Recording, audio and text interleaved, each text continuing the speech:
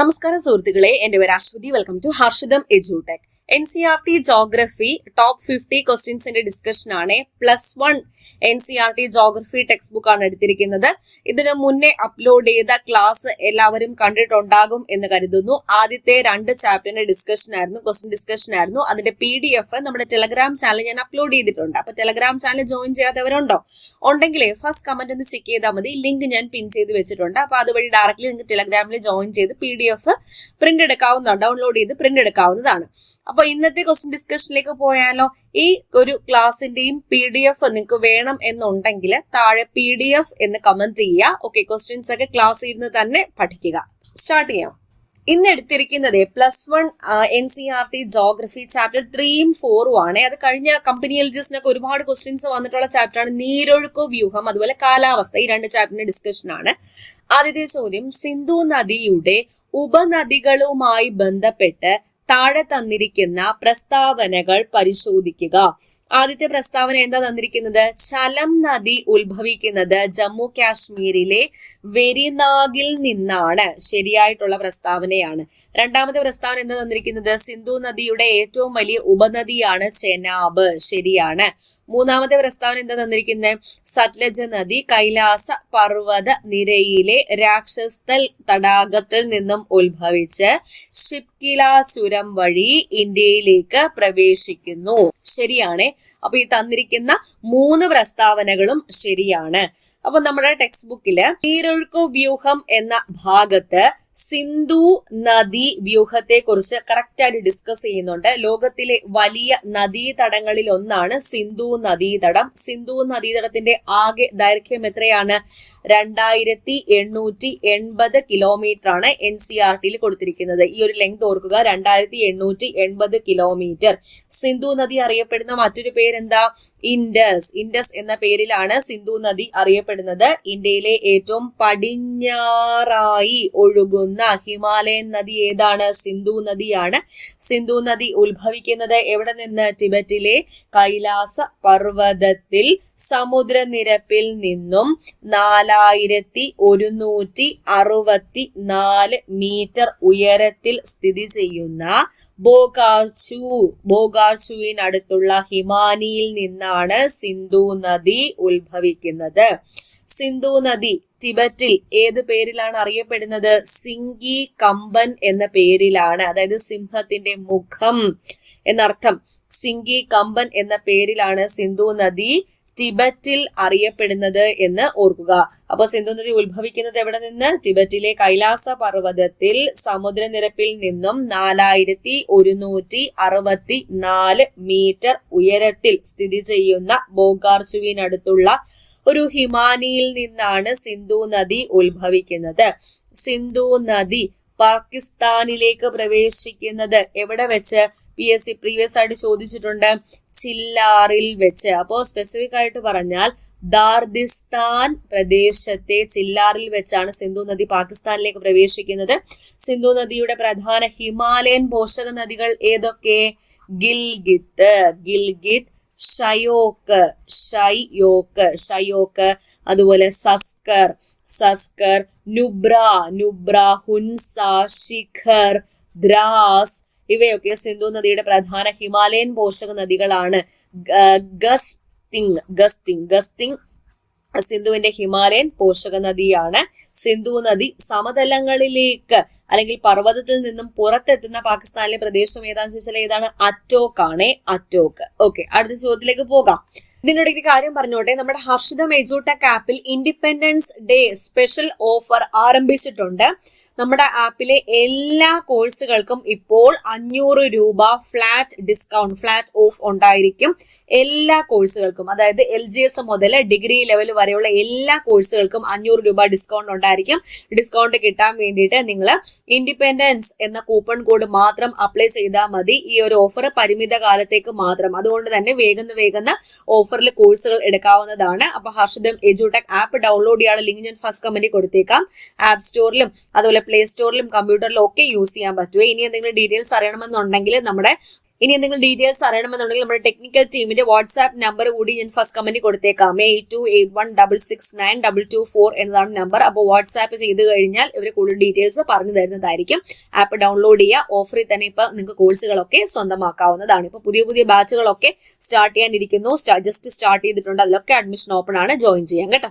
ദക്ഷിണേന്ത്യയുടെ ഗംഗ എന്നറിയപ്പെടുന്ന നദി ഏതാണ്? ദക്ഷിണ ഗംഗ എന്നറിയപ്പെടുന്നത് ഗോദാവരിയാണ്. ഗോദാവരി. അപ്പൊ ഗോദാവരി നദിയെ കുറിച്ച് ഈ ഒരു ചാപ്റ്ററിൽ പറഞ്ഞിരിക്കുന്ന പോയിന്റ്സ് ഒന്ന് നോക്കിയാലോ. ഏറ്റവും വലിയ ഉപദ്വീപീയ നദീവ്യൂഹം ഏതാണെന്ന് ചോദിച്ചാൽ ഗോദാവരിയാണ്. ദക്ഷിണ ഗംഗ അല്ലെങ്കിൽ ദക്ഷിണേന്ത്യയുടെ ഗംഗ എന്നറിയപ്പെടുന്ന നദി ഗോദാവരി. ഗോദാവരി ഉത്ഭവിക്കുന്നത് എവിടെ നിന്ന്? മഹാരാഷ്ട്രയിലെ നാസിക് ജില്ല. മഹാരാഷ്ട്രയിലെ നാസിക് ജില്ലയിൽ നിന്നാണ് ഗോദാവരി നദി ഉത്ഭവിക്കുന്നത്. പതിക്കുന്നത് എവിടെയാ?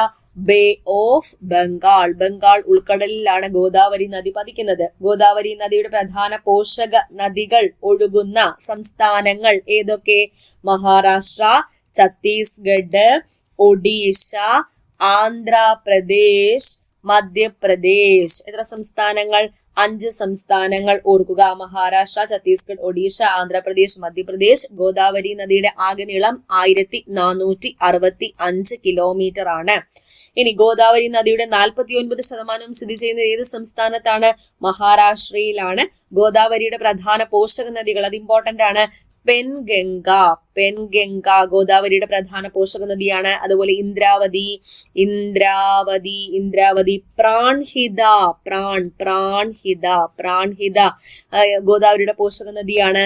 മഞ്ചീര ഗോദാവരിയുടെ പോഷക നദിയാണ്. പെൻഗംഗ, ഇന്ദ്രാവതി, പ്രാൺഹിത, മഞ്ചീര ഇവയൊക്കെ ഗോദാവരിയുടെ പോഷക നദികളാണ്.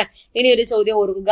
ഗോദാവരി നദി ഗിരികന്ധര താഴ്വര സൃഷ്ടിക്കുന്ന പ്രദേശം ഏതാണെന്ന് ചോദിച്ചാൽ പോളവാരം ആണ്. പോളവാരം. ഓക്കെ, അപ്പൊ ഇതിന്റെ PDF നിങ്ങൾക്ക് വേണമെന്നുണ്ടെങ്കിൽ താഴെ PDF എന്ന് കമന്റ് ചെയ്യാൻ മറക്കരുതേ. അടുത്ത ചോദ്യം, താഴെ പറയുന്നവയിൽ ഹിമാലയൻ നദി ഏതാണ്? സിന്ധു, ഗംഗ, ബ്രഹ്മപുത്ര എന്നിവയാണ് പ്രധാനപ്പെട്ട ഹിമാലയൻ നദികൾ. താഴെ പറയുന്നവയിൽ പടിഞ്ഞാറോട്ട് ഒഴുകുന്ന ഉപദ്വീപീയ നദി ഏത്? പടിഞ്ഞാറോട്ട് ഒഴുകി അറബിക്കടലിൽ പതിക്കുന്ന 2 ഉപദ്വീപീയ നദികൾ ഏതൊക്കെയാണ്? നർമ്മദയും താപ്തിയും. അപ്പൊ ഓപ്ഷനിൽ ഏതാ? നർമ്മദയുണ്ട്. ബാക്കി മഹാനദി ഗോദാവരി, കൃഷ്ണ, കാവേരി ഇവയൊക്കെ ഏതിലാ പതിക്കുന്നത്? ബേ ഓഫ് ബംഗാളിലാണ് പതിക്കുന്നത്. ഗംഗയുടെ പ്രധാന പോഷക നദികളിൽ ഒന്നായ യമുന ഉത്ഭവിക്കുന്നത് എവിടെ നിന്നാ? യമുനോത്രി ഹിമാനിയിൽ നിന്നാണ് യമുന നദി ഉത്ഭവിക്കുന്നത്. യമുന നദിയുമായി ബന്ധപ്പെട്ട് നമ്മുടെ ടെക്സ്റ്റ് ബുക്കിൽ NCERT ടെക്സ്റ്റ് ബുക്കിൽ പറഞ്ഞിരിക്കുന്ന പോയിന്റ്സ് നോക്കിയാലോ. ഗംഗയുടെ ഏറ്റവും വലിയ പോഷക നദി ഏതാണെന്ന് ചോദിച്ചാൽ യമുനയാണ് ഗംഗയുടെ ഏറ്റവും വലിയ പോഷക നദി. ഗംഗാ നദിയുടെ ഏറ്റവും പടിഞ്ഞാറ് ദിശയിലൂടെ ഒഴുകുന്ന പോഷക നദി ഏതാണ്? യമുന നദി. യമുന നദി ഉത്ഭവിക്കുന്നത് എവിടെ നിന്ന്? ഉത്തരാഖണ്ഡിലെ ബന്ദേർ പുഞ്ച് മലനിരകളുടെ പടിഞ്ഞാറൻ ചരിവിലുള്ള യമുനോത്രി ഹിമാനിയിൽ നിന്നാണ് ഏത് നദി ഉത്ഭവിക്കുന്നത്? യമുന നദി ഉത്ഭവിക്കുന്നത്. ഈ യമുന നദി ഗംഗാ നദിയുമായി സംഗമിക്കുന്ന പ്രദേശം ഏതാണ്? പ്രയാഗ് അഥവാ അലഹാബാദിൽ വെച്ചാണ് യമുന നദി ഗംഗാ നദിയുമായി ഉത്ഭവിക്കുന്നത്. ഇനി യമുന നദിയുടെ വലത് തീരത്തുള്ള, യമുന നദി എടുത്തു കഴിഞ്ഞാൽ അതിന്റെ വലത് തീരത്തുള്ള പോഷക നദികൾ ഏതൊക്കെ? ചമ്പൽ, സിന്ധ്, ബെത്വ. ചമ്പൽ, സിന്ധ്, ബെത്വ എന്നിവയെല്ലാം യമുന നദിയുടെ വലത് തീരത്തുള്ള പോഷക നദികളാണ്. യമുന നദിയുടെ ഇടത് തീരത്തുള്ള പോഷക നദികൾ ഏതൊക്കെയാ? റിന്ദ് കേട്ടിട്ടുണ്ടോ? റിന്ദ്, സെങ്കർ, വരുണ, ഹിന്ദൻ ഇവയൊക്കെ യമുനയുടെ ഇടത് തീരത്തുള്ള പോഷക നദികളാണെന്ന് ഓർക്കുക. അടുത്ത ചോദ്യം, ബ്രഹ്മപുത്ര നദി ടിബറ്റിൽ അറിയപ്പെടുന്നത് ഏത് പേരിലാണ്? സാങ്പോ എന്ന പേരിലാണ് ബ്രഹ്മപുത്ര നദി ടിബറ്റിൽ അറിയപ്പെടുന്നത്. പിന്നെ ഈ ഒരു ചാപ്റ്റർ നിങ്ങൾക്ക് കാണണം എന്നുണ്ടെങ്കിൽ ഇത് 2 ചാപ്റ്റർ നമ്മൾ ഡിസ്കസ് ചെയ്യുന്നുണ്ട്. അതായത് 3-ാമത്തെ ചാപ്റ്ററും 4-ാമത്തെ ചാപ്റ്ററും നീരൊഴുക്ക് വ്യൂഹവും കാലാവസ്ഥയും. ഈ ചാപ്റ്റർ ഇപ്പൊ തന്നെ പോയി പഠിക്കാവോ? നമ്മുടെ ഹർഷിതം എഡ്യൂടെക് ആപ്പില് നിങ്ങൾ എടുത്തിട്ടുള്ള കോഴ്സിലെ NCERT ക്ലാസ് എന്ന് പറഞ്ഞൊരു ഫോൾഡർ ഉണ്ട്. അപ്പൊ NCERT ക്ലാസ് എന്ന് പറഞ്ഞ ഫോൾഡറിനകത്ത് നീരൊഴുക്ക് വ്യൂഹം, അതുപോലെ കാലാവസ്ഥ എന്ന 2 ചാപ്റ്റേഴ്സ് ക്ലാസ്സും ഉണ്ട് നോട്ടും ഉണ്ട്. ഇപ്പൊ തന്നെ പോയി പഠിക്കാവോ? ഞാനിവിടെ കൊടുത്തേക്കാം. ഇതൊന്ന് കണ്ടിട്ട് ഇപ്പൊ തന്നെ ഒന്ന് പോയി പഠിക്കുക. അപ്പൊ കുറച്ചും കൂടി നിങ്ങൾക്ക് ഈസി ആയിട്ട് ഇത് മനസ്സിലാക്കാൻ പറ്റും. അടുത്ത ചോദ്യം, ഗംഗയുടെ ഏറ്റവും നീളം കൂടിയ പോഷക നദി ഏതാ? ഗംഗയുടെ ഏറ്റവും നീളം കൂടിയ ഏറ്റവും വലിയ പോഷക നദി ഏതാന്ന് ചോദിച്ചു കഴിഞ്ഞാൽ യമുനയാണ്.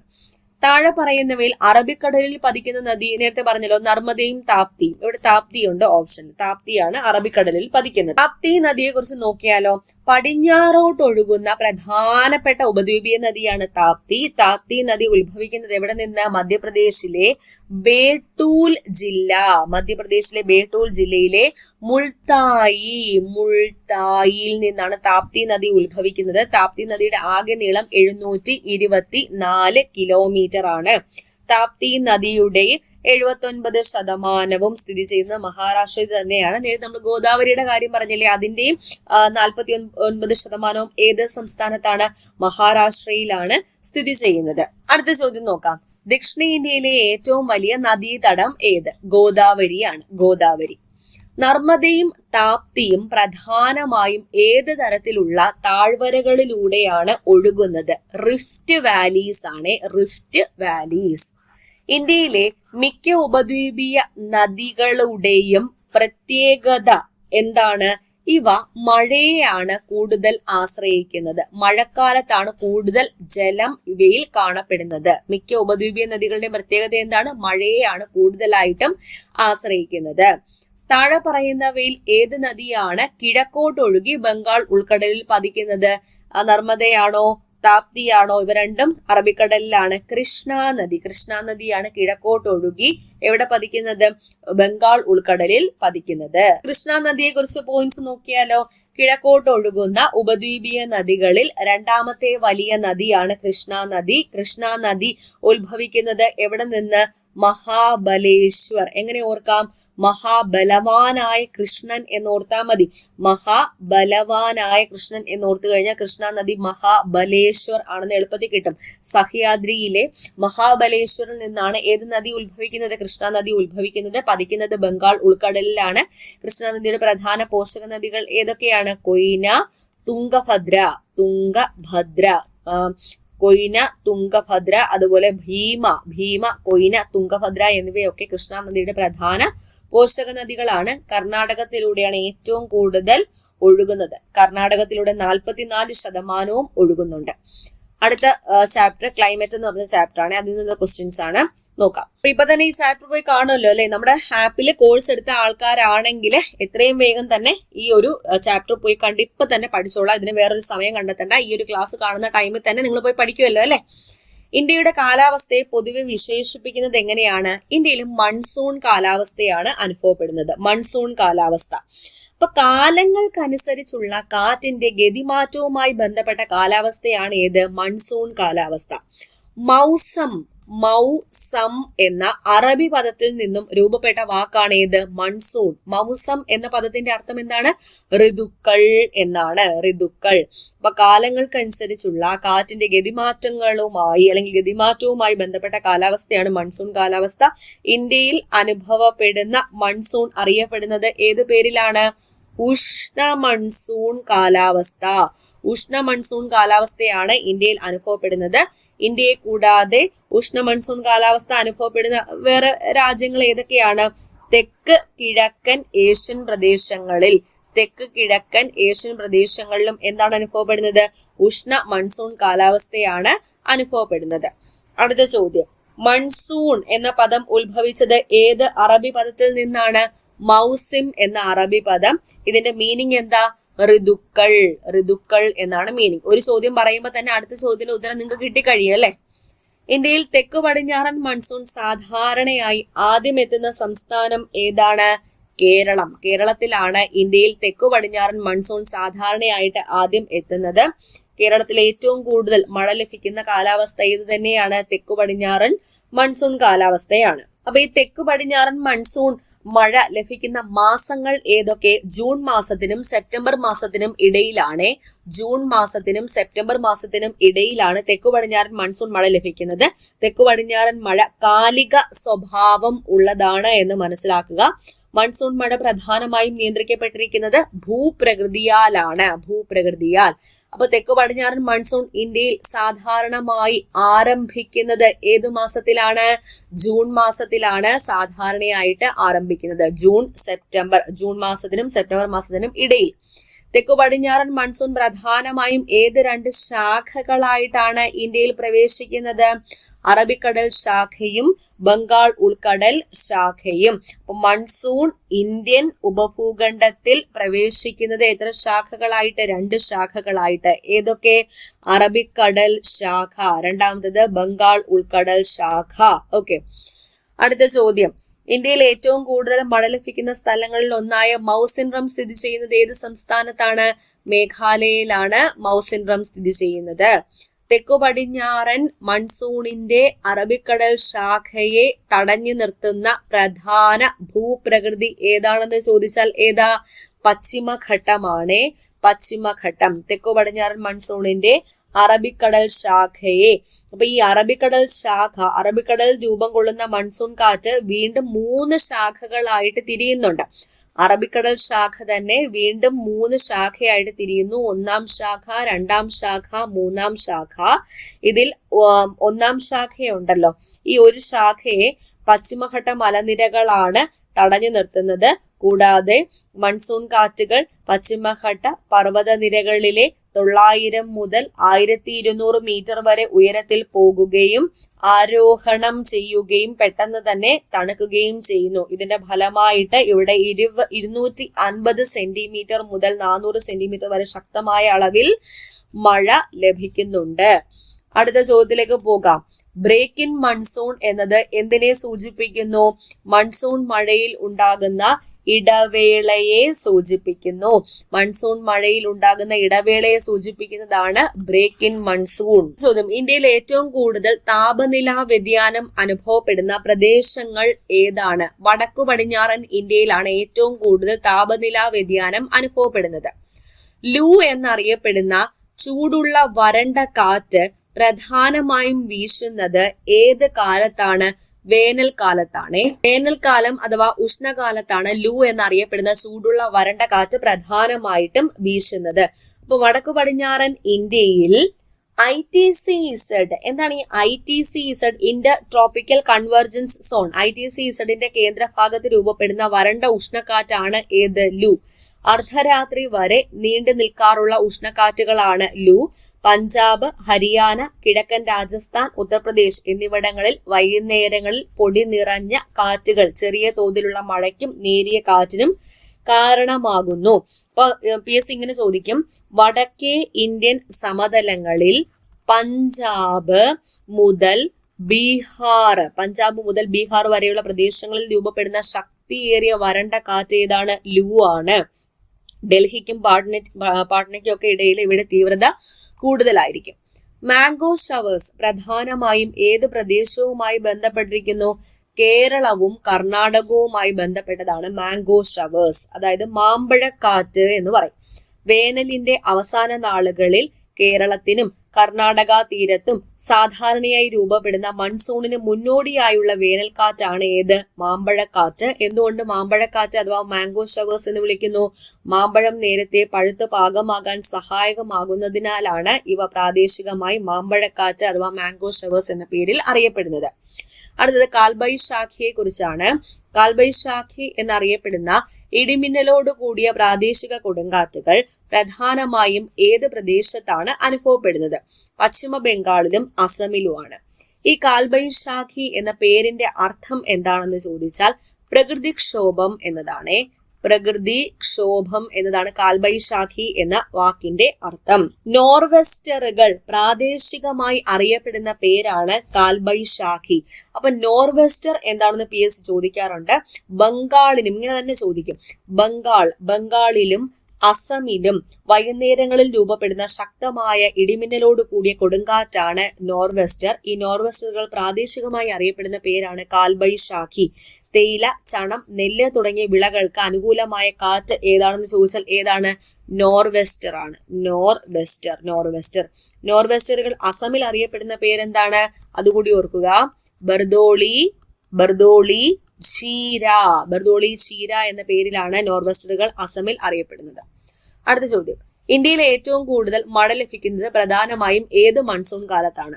തെക്കു പടിഞ്ഞാറൻ മൺസൂൺ കാലത്താണ് ഇന്ത്യയിലും കേരളത്തിലും ഒക്കെ പ്രധാനമായിട്ടും ഏറ്റവും കൂടുതൽ മഴ ലഭിക്കുന്നത്. തമിഴ്നാട്ടിൽ പ്രധാനമായും മഴ ലഭിക്കുന്നത് ഏത് മൺസൂൺ കാലത്താണെന്ന് ചോദിച്ചാൽ വടക്ക് കിഴക്കൻ മൺസൂൺ കാലത്താണ് തമിഴ്നാട്ടിൽ ഏറ്റവും കൂടുതൽ മഴ ലഭിക്കുന്നത്. കേരളത്തിൽ തെക്കു പടിഞ്ഞാറൻ മൺസൂൺ കാലത്തും എപ്പോഴും ചോദിക്കാറുണ്ട് ഈ ചോദ്യം കേട്ടോ. തമിഴ്നാട്ടിലാണെങ്കിൽ വടക്ക് കിഴക്കൻ നോർത്ത് ഈസ്റ്റ് മൺസൂൺ സീസണിലുമാണ് ഏറ്റവും കൂടുതൽ മഴ ലഭിക്കുന്നത്. ഇന്ത്യയിൽ ശൈത്യകാല മഴയ്ക്ക് പ്രധാന കാരണമാകുന്ന പടിഞ്ഞാറൻ കാറ്റ് വ്യതിയാനങ്ങൾ അറിയപ്പെടുന്നത് ഏത് പേരിലാണ്? വെസ്റ്റേൺ ഡിസ്റ്റർബൻസ് എന്ന പേരിലാണ്, അല്ലെങ്കിൽ പശ്ചിമ അസ്വസ്ഥത എന്ന പേരിലാണ് ഇന്ത്യയിൽ ശൈത്യകാല മഴയ്ക്ക് കാരണമാകുന്ന പടിഞ്ഞാറൻ കാറ്റ് വ്യതിയാനങ്ങൾ അറിയപ്പെടുന്നത്. ഒക്ടോബർ ഹീറ്റ് സാധാരണയായി ഏത് കാലഘട്ടവുമായി ബന്ധപ്പെട്ടിരിക്കുന്നു? തെക്കു പടിഞ്ഞാറൻ മൺസൂണിന്റെ പിൻവാങ്ങലുമായി ബന്ധപ്പെട്ടതാണ് ഒക്ടോബർ ചൂട് അഥവാ ഒക്ടോബർ ഹീറ്റ്. അടുത്ത ചോദ്യം, ഇന്ത്യയിലെ മൺസൂൺ മഴയുടെ പ്രധാന സവിശേഷത എന്താ? മഴയുടെ അനിശ്ചിതത്വവും അസമമായ വിതരണവുമാണ് മൺസൂൺ മഴയുടെ പ്രധാന സവിശേഷത. മഴയുടെ അനിശ്ചിതത്വവും അസമമായ വിതരണവും. തെക്കു പടിഞ്ഞാറൻ മൺസൂൺ പിൻവാങ്ങുന്നത് സാധാരണയായി ഏത് പ്രദേശത്ത് നിന്നാണ് ആദ്യം ആരംഭിക്കുന്നത്? പിൻവാങ്ങൽ ആരംഭിക്കുന്നത് വടക്കു പടിഞ്ഞാറൻ ഇന്ത്യയിലാണ്. വടക്കു പടിഞ്ഞാറൻ ഇന്ത്യ. ഓക്കെ, അപ്പൊ കാലാവസ്ഥയുമായി ബന്ധപ്പെട്ട് ഇത്രയും ക്വസ്റ്റ്യൻസ് ഡിസ്കസ് ചെയ്തു. ഇനി നമുക്ക് തിരിച്ച് നീരൊഴുക്കു വ്യൂഹത്തിലേക്ക് തന്നെ പോകാം. ഇന്ത്യയിലെ ഏറ്റവും വലിയ നദീതടം ഏത്? ഗംഗാ നദീതടമാണ് ഇന്ത്യയിലെ ഏറ്റവും വലിയ നദീതടം. ഗംഗാ നദിയുടെ പോഷക നദികളെ കുറിച്ച് താഴെ നൽകിയിരിക്കുന്ന പ്രസ്താവനകളിൽ തെറ്റായത് ഏത്? ആദ്യത്തെ പ്രസ്താവന നോക്കിക്കേ. യമുന നദി ഗംഗയുടെ ഏറ്റവും നീളം കൂടിയ വലത് തീര ഉപനദിയാണ്. ശരിയാണ്. അളകനന്ദയും ഭഗീരഥയും തമ്മിൽ കൂടിച്ചേരുന്നത് ദേവപ്രയാഗിലാണ്. ശരി. ഗംഗയുടെ ഏറ്റവും വലിയ ഉപനദിയായ ഘാങ്കര ഉത്ഭവിക്കുന്നത് മാപ്ചാചുങ്കോ മഞ്ഞുമലയിൽ നിന്നാണ്. ശരിയാണ്. ഈ നാലാമത്തെ പ്രസ്താവന നോക്കിക്കേ. ചമ്പൽ, ബത്വ, കെൻ എന്നീ നദികൾ നേരിട്ട് ഗംഗാ നദിയിലാണ്. അല്ല, അത് തെറ്റായിട്ടുള്ള പ്രസ്താവനയാണ്. ചമ്പൽ, ബത്വ, കെൻ എന്നിവ പീഠഭൂമിയിൽ നിന്നും ഉത്ഭവിച്ച് യമുന നദിയിലാണ് പതിക്കുന്നത്. തുടർന്നാണ് യമുന പ്രയാഗ്രാജിൽ വെച്ചിട്ട് ഗംഗാ നദിയുമായിട്ട് ചേരുന്നത്. അപ്പൊ ആ പ്രസ്താവന തെറ്റിപ്പോയി. ഓക്കെ, ഇവിടെ ഞാൻ വിശദീകരണം കൊടുത്തിട്ടുണ്ടേ. അടുത്ത ചോദ്യം, ഉപദ്വീപീയ നദികളുമായി ബന്ധപ്പെട്ട് നൽകിയിരിക്കുന്ന താഴെ പറയുന്ന പ്രസ്താവന ജോഡികൾ പരിശോധിക്കുക. ശരിയായ പ്രസ്താവന കണ്ടെത്തുക. ആദ്യത്തെ പ്രസ്താവന എന്താ? താപ്തി അറബിക്കടലിൽ പതിക്കുന്ന ഏറ്റവും നീളം കൂടിയ ഉപദ്വീപീയ നദിയാണ്. ഗോദാവരി ദക്ഷിണ ഗംഗ എന്നറിയപ്പെടുന്നതും ഉപദ്വീപീയ നദികളിൽ ഏറ്റവും വലുതുമായ നദിയാണ്. മൂന്നാമത്തേത് കാവേരി പശ്ചിമഘട്ടത്തിലെ ബ്രഹ്മഗിരി മലനിരകളിൽ നിന്നും ഉത്ഭവിച്ച് ദക്ഷിണേന്ത്യയിൽ വർഷം മുഴുവൻ നീരൊഴുക്കുള്ള നദി. ഇതിൽ 2ഉം 3ഉം മാത്രമാണ് ശരിയായിട്ടുള്ള പ്രസ്താവന. ഒന്നാമത്തെ പ്രസ്താവന തെറ്റാണ്. അറബിക്കടലിൽ പതിക്കുന്ന ഏറ്റവും നീളം കൂടിയ നദി ഏതാണ്? നർമ്മദയാണ് അറബിക്കടലിൽ പതിക്കുന്ന ഏറ്റവും നീളം കൂടിയ നദി.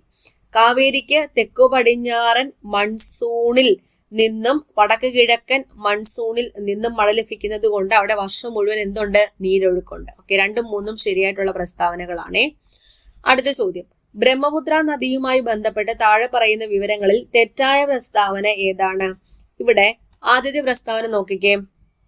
ടിബറ്റിൽ ചെമയുങ്തുങ് മഞ്ഞുമലയിൽ നിന്നും ഉത്ഭവിക്കുന്ന ഈ നദി സാങ്പോ എന്നറിയപ്പെടുന്നു. ശരി. അരുണാചൽ പ്രദേശിൽ ദിഹാങ് എന്ന പേരിൽ പ്രവേശിക്കുന്ന നദി ദിബാങ്, ലോഹിത് എന്നീ ഉപനദികൾ ചേരുമ്പോഴാണ് ബ്രഹ്മപുത്ര എന്ന പേര് സ്വീകരിക്കുന്നത്. ശരിയാണ്. ബ്രഹ്മപുത്ര നദി ബംഗ്ലാദേശിൽ പ്രവേശിക്കുമ്പോൾ മേഘ്ന എന്ന പേരിലാണ് അറിയപ്പെടുന്നത്. തെറ്റാണ്. ബ്രഹ്മപുത്ര നദി ബംഗ്ലാദേശിൽ പ്രവേശിക്കുമ്പോൾ ഏത് പേരിൽ അറിയപ്പെടുന്നു? ജമുന. ജമുന എന്ന പേരിൽ അറിയപ്പെടുന്നു. ഗംഗയുമായി ഗംഗ പത്മ എന്ന പേരിലാണ് അറിയപ്പെടുന്നത് ബംഗ്ലാദേശില്. അപ്പൊ ഗംഗയുമായി ചേർന്ന ശേഷം താഴോട്ടൊഴുകി കടലിൽ പതിക്കുന്ന ഭാഗത്താണ് മേഘ്ന എന്ന് വിളിക്കുന്നത്. അപ്പൊ അത് തെറ്റിപ്പോയി കേട്ടോ. നാലാമത്തെ പ്രസ്താവന, ലോകത്തിലെ ഏറ്റവും വലിയ നദീദ്വീപായ മാജുലി ബ്രഹ്മപുത്ര നദിയിൽ സ്ഥിതി ചെയ്യുന്നു. ശരിയാണ്. ഉത്തർഖണ്ഡ് പീഠഭൂമിയിൽ നിന്നും ഉത്ഭവിച്ച് വ്യത്യസ്ത ദിശകളിലേക്ക് ഒഴുകുന്ന 2 പ്രമുഖ നദികൾ ഏതൊക്കെയാണ്? നർമ്മദയും സോൺ നദിയുമാണ്. നർമ്മദയും സോൺ നദി, SON സോൺ നദി. ഉപദ്വീപീയ ഇന്ത്യയിലെ നദികൾ പശ്ചിമഘട്ടത്തിൽ നിന്നും ഉത്ഭവിച്ച് ബംഗാൾ ഉൾക്കടലിലേക്ക് ഒഴുകുമ്പോൾ തീരസമതലങ്ങളിൽ സൃഷ്ടിക്കുന്ന പ്രധാന ഭൂരൂപം ഏത്? ഡെൽറ്റയാണ് സൃഷ്ടിക്കുന്നത്. യമുന നദിയുടെ വലത് തീര ഉപനദികളിൽ ഉൾപ്പെടാത്തത്, ഞാൻ നേരത്തെ പറഞ്ഞതാണ്, വലത് തീര ഉപനദികൾ ഏതൊക്കെയാണ്? അതിൽ ഉൾപ്പെടാത്തത് റിഹാന്ത് ആണ്. അപ്പൊ റിഹാന്ത് എന്നത് ഗംഗയുടെ ഉപനദിയായ സോൺ നദിയുടെ പോഷക നദികളാണ്. യമുനയുടെ വലത് തീര ഉപനദികൾ ഏതൊക്കെയാ? ചമ്പൽ, സിന്ധ്, ബത്വ, കെൻ എന്നിവയാണ്. അടുത്ത ചോദ്യം, പശ്ചിമഘട്ടത്തിലെ മഹാബലേശ്വരിൽ നിന്നും ഉത്ഭവിച്ച് ആന്ധ്രാപ്രദേശിലൂടെ ഒഴുകി ബംഗാൾ ഉൾക്കടലിൽ പതിക്കുന്ന നദി മഹാബലവാനായ കൃഷ്ണയാണ് ഉത്തരം. Option D Krishna. താഴെ തന്നിരിക്കുന്നവയിൽ ആരവല്ലി പർവ്വതനിരകളിൽ നിന്നും ഉത്ഭവിച്ച് ഗുജറാത്തിലെ റാൻ ഓഫ് കച്ചിൽ അപ്രത്യക്ഷമാകുന്ന നദി ഏതാണ്? ലൂണിയാണ്. ലൂണി നദി.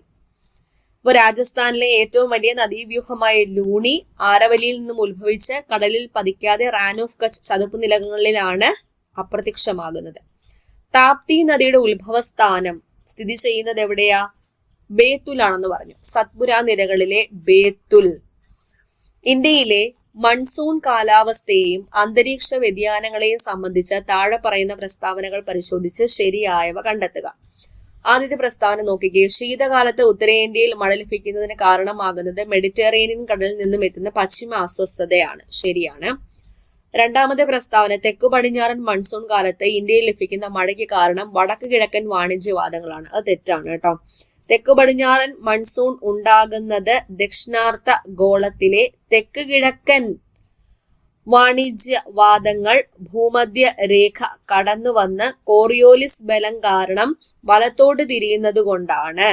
അത് ഫെറൽസ് ലോയിലാണ് വരുന്നത്. ഫെറൽസ് ലോ, ഫെറലിന്റെ നിയമം. അപ്പോ അത് തെറ്റായിട്ടുള്ള പ്രസ്താവനയാണ്. 3 നോക്കൂ. വേനൽക്കാലത്ത് ഉത്തരേന്ത്യൻ സമതലങ്ങളിൽ വീശുന്ന വരണ്ടതും ചൂടുള്ളതുമായ പ്രാദേശിക കാറ്റാണ് ലൂ. ശരിയാണ്. അപ്പൊ 1, 3 ആണ് ശരിയായിട്ടുള്ള പ്രസ്താവന. അപ്പൊ ഇവിടെ ഓപ്ഷൻ സി ആണ് ഉത്തരം. കോപ്പന്റെ കാലാവസ്ഥ വർഗീകരണ പ്രകാരം, അതായത് കോപ്പൻസ് ക്ലൈമറ്റ് ക്ലാസിഫിക്കേഷൻ സിസ്റ്റം, ഇന്ത്യയിലെ പ്രഭാവമുള്ള കാലാവസ്ഥാ മേഖലകളുടെ ജോഡികളിൽ ശരിയായി ചേർത്തത് ഏതാണ്? ഓപ്ഷൻ എ ആണ് കറക്റ്റ്. AMW, കേരളവും കൊങ്കൺ തീരവും മൺസൂൺ ഹ്രസ്വ വരണ്ട കാലയളവോടെ, അതാണ് ശരി. അപ്പോ ഈ AMW എന്ന് പറയുമ്പോഴത്തേക്കും മൺസൂൺ വിത്ത് ഷോർട്ട് ഡ്രൈ സീസൺ കേരളത്തിലും കൊങ്കൺ തീരത്തുമാണ് കാണപ്പെടുന്നത്. തമിഴ്നാട് തീരം AS ആണ്. തമിഴ്നാട് തീരം AS ആണ്, അതായത് monsoon with dry summer. Rajasthan മരുഭൂമി എന്നത് ഈ തന്നിരിക്കുന്ന BWHW എന്നതാണ്. ഗംഗാ സമതലമാണ് CWG എന്ന് അറിയപ്പെടുന്നത്. അടുത്ത ചോദ്യം, വേനൽക്കാലത്തിന്റെ അവസാനത്തോടെ ഇന്ത്യയുടെ വിവിധ ഭാഗങ്ങളിൽ ലഭിക്കുന്ന പ്രീ മൺസൂൺ മഴയെ കുറിച്ച് തെറ്റായ ജോഡി ഏതാണ്? ഇവിടെ തന്നിരിക്കുന്നത് ബർദോളി ചീര. ഞാൻ നേരത്തെ പറഞ്ഞു ബർദോളി ചീര തമിഴ്നാടാണോ? അല്ല, അതെവിടെയാണ്? അസമാണ്. അസം. അപ്പൊ അത് തെറ്റാണ്. ബാക്കിയെല്ലാം ശരിയാണ്. അടുത്ത ചോദ്യം, മൺസൂണിന്റെ വിച്ഛേദനം, ബ്രേക്ക് ഇൻ ദ മൺസൂൺ എന്നാൽ അർത്ഥമാക്കുന്നത് എന്താണ്? ഓപ്ഷൻ ബി, മൺസൂൺ മഴക്കാലത്തിനിടയിൽ മഴ ലഭിക്കാത്ത ഒന്നോ അതിലധികമോ ആഴ്ചകൾ ഉണ്ടാകുന്നതാണ് മൺസൂണിന്റെ വിച്ഛേദനം അഥവാ ബ്രേക്ക് ഇൻ ദ മൺസൂൺ. അടുത്ത ചോദ്യം, ശീതകാലത്ത് തമിഴ്നാട് തീരത്ത്, അതായത് കോറമണ്ടൽ തീരം, കനത്ത മഴ നൽകുന്ന കാറ്റുകൾ ഏതൊക്കെയാണ്? തമിഴ്നാട് ഏതാണ്? വടക്ക് കിഴക്കൻ മൺസൂൺ കാറ്റുകൾ. അന്തർ ഉഷ്ണമേഖലാ സംക്രമണ മേഖല, അതായത് ITCZ, inter tropical convergence zone, വേനൽക്കാലത്ത് വടക്കോട്ട് നീങ്ങി സ്ഥിതി ചെയ്യുന്നത് എവിടെയാണ്? ഗംഗാ സമതലത്തിൽ. ഇന്ത്യയിൽ ഏറ്റവും കുറഞ്ഞ മഴ ലഭിക്കുന്ന പ്രദേശമായ ലേ സ്ഥിതി ചെയ്യുന്നത് ഏത് മഴനിഴൽ പ്രദേശത്താണ്? ഹിമാലയൻ നിരകൾക്ക് വടക്കുള്ള ട്രാൻസ് ഹിമാലയൻ മേഖലയിലാണ് ലേ സ്ഥിതി ചെയ്യുന്നത് എന്ന് ഓർക്കുക. എൽനിനോ പ്രതിഭാസവുമായി ബന്ധപ്പെട്ട് താഴെ പറയുന്നവയിൽ ശരിയായ പ്രസ്താവന ഏത്? ഇവിടെ തന്നിരിക്കുന്നതില് ആദ്യത്തെ പ്രസ്താവനയാണ് ശരി. പസഫിക് സമുദ്രത്തിൽ പെറൂവിയൻ തീരത്ത് തണുത്ത നീരൊഴുക്കിന് പകരം ചൂടുകൂടിയ നീരൊഴുക്ക് പ്രത്യക്ഷപ്പെടുന്ന പ്രതിഭാസമാണ് എൽ നിനോ എന്നത്. ഈ എൽ നിനോ മഴയ്ക്കല്ല കാരണമാകുന്നത്, തെക്കു പടിഞ്ഞാറൻ മൺസൂണിനെ ദുർബലപ്പെടുത്തുന്നത് കൊണ്ട് വരൾച്ചയ്ക്കാണ് കാരണമാകുന്നത്. അടുത്ത ചോദ്യം, ഇന്ത്യയിൽ അനുഭവപ്പെടുന്ന തെക്കു പടിഞ്ഞാറൻ മൺസൂണിന്റെ അറബിക്കടൽ ശാഖ ആദ്യമായി തട്ടുന്ന പർവ്വതനിര ഏതാ? പശ്ചിമഘട്ടം. ലാസ്റ്റ് ക്വസ്റ്റ്യൻ, അസമിലെ കാപ്പി തേയില തോട്ടങ്ങൾക്ക് അനുഗ്രഹമാകുന്നതും വേനൽക്കാലത്ത് പെയ്യുന്നതുമായ ശക്തമായ ഇടിമിന്നലോട് കൂടിയ മഴ ഏത് പേരിൽ അറിയപ്പെടുന്നു? ബർദോളി ചീര എന്ന പേരിൽ അറിയപ്പെടുന്നു. ഓക്കെ, അപ്പൊ ഇത്രയാണ് 50 ക്വസ്റ്റ്യൻസ്. മനസ്സിലായി എന്ന് വിചാരിക്കുകയാണ്. ഇതിന്റെ PDF വേണം എന്നുണ്ടെങ്കിൽ താഴെ PDF എന്ന് കമന്റ് ചെയ്തോളാം. നേരത്തെ പറഞ്ഞതുപോലെ നമ്മുടെ ഹർഷിദം എജ്യൂടെക് ആപ്പിൽ ഇപ്പോൾ ഇൻഡിപെൻഡൻസ് ഡേയുടെ ഓഫർ നടന്നുകൊണ്ടിരിക്കുകയാണ്. അപ്പോൾ ഓഫറിൽ തന്നെ നിങ്ങൾക്ക് കോഴ്സുകളൊക്കെ പർച്ചേസ് ചെയ്യാവുന്നതാണ്. എല്ലാം നമ്മുടെ കോഴ്സിൽ തന്നെ ഉണ്ടായിരിക്കും കേട്ടോ. നിങ്ങൾക്ക് ആവശ്യമുള്ള എല്ലാ കാര്യങ്ങളും ചെക്ക് ചെയ്തോളാം. ഫസ്റ്റ് കമന്റ് നോക്കുക. ആപ്പ് ഡൗൺലോഡ് ചെയ്യാൻ ലിങ്ക് ഞാൻ കൊടുത്തേക്കാം. ആൻഡ്രോയിഡിലും ഐഫോണിലും കമ്പ്യൂട്ടറിലും ഒക്കെ യൂസ് ചെയ്യാൻ പറ്റും. അപ്പൊ അടുത്ത ക്ലാസ്സിൽ വീണ്ടും കാണാം. All the best for exam preparation. God bless you all. Thank you.